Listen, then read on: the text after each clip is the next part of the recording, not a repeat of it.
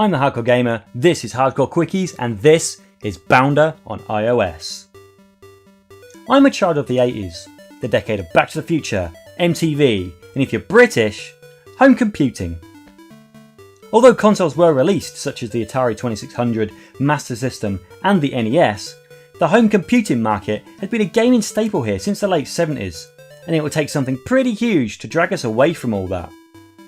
Amstrad, Spectrum, and Commodore were the PlayStation and Xbox of their day, and the mix of games available was fucking impressive. Flash forward to 2018, and all of the modern technology we have available to us gives us the ability to play these classic pieces of gaming history wherever we bloody want, via the medium of the smartphone. And not terrifying loading noises! One of the big hits of the era, Bounder, has finally been converted to iOS and Android. So, is it any good? Because of nostalgia, let's take a look at Bounder for iOS. Bounder! Originally developed by Gremlin and released in 1986 for Spectrum, Amstrad CPC and Commodore 64, it's now a fancy app. Bounder is a game about bouncing. You control Bounder, some kind of bouncy ball man, and you have to traverse all manner of courses to get to the end? You have to bounce on the suspended platforms or risk a long and painful fall, and as you progress, the courses get significantly tougher. Along the way you'll find arrow blocks, which will allow you to bounce over longer distances, and question blocks, which will give you some kind of bonus item, be it in points, an extra life, or sometimes it'll kill you instantly. There are also enemies to dodge too, and they'll kill you in one hit. I don't think you can kill them though, jerks. Once you've finished a course, you get a nice bonus game, where you need to bounce on question blocks to earn extra points.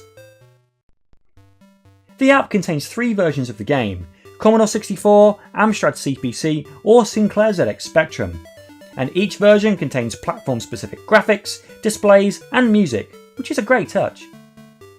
My personal favourite on this app was the Amstrad version, as I felt it was the clearest to see what was going on, even though I had the original on the Specky as a kid. Weird. I'm not going to sugarcoat this, but this game is hard. It's from the era of bedroom developers making games for the crack of it, and deciding to low-level troll any buyers by making the game tough as a bastard. Yeah, real funny guys. It's odd though, even though I was getting a little wound up by constantly failing, I wanted to keep trying. Any difficulty I found was me not being very good at the game, and I wanted to keep going. Now I'm still not very good at it, at all, but it does get super addicting trying to get through the stages. It helps too that the controls are phenomenal. When they work. Yeah, it's the standard awkward on-screen control method seen in virtually every iPhone game ever, but somehow, here it feels more responsive, and didn't feel hindered by the controls themselves at all, unlike say in Sonic 2.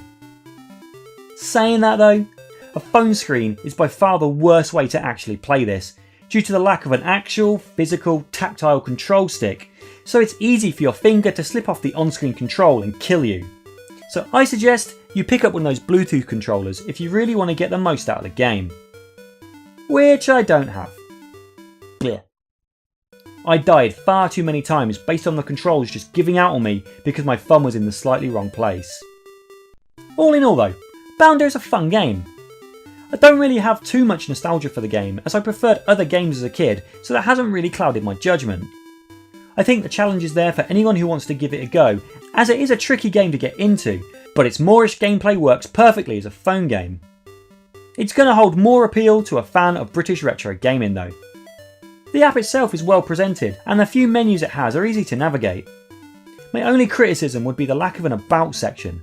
Tell us a little bit about the game and why we're playing it, even if it's just the back cover of the box text, and tell us how to actually play the thing. I think a newcomer would have a hard time knowing exactly what to do. I did it first, and I've played the thing before. Also, as I said, when you're in that sweet spot on the controls, it plays beautifully. If you're slightly off, you're going to have a bad time. As I said, the Bounder app is free on iTunes, although you can pay for an ad-free version if you like, although I personally didn't find the ads too intrusive. They appeared at natural breaks in play and can be closed in a few seconds. Give it a go if you fancy a slice of British gaming history. And it's free, so what excuse have you got? Anyways, I've been the Hardcore Gamer. Join me next time for a much better video, but for now, bounce away. Hi folks, thanks again for watching this particular video. If you like what you're seeing, please hit that like button. If you want to see more from me, please hit that subscribe button. My Twitter and Facebook links are in the video above and will be in the description below if you want to follow me on those. Thanks again for watching, and I'll catch you in the next one.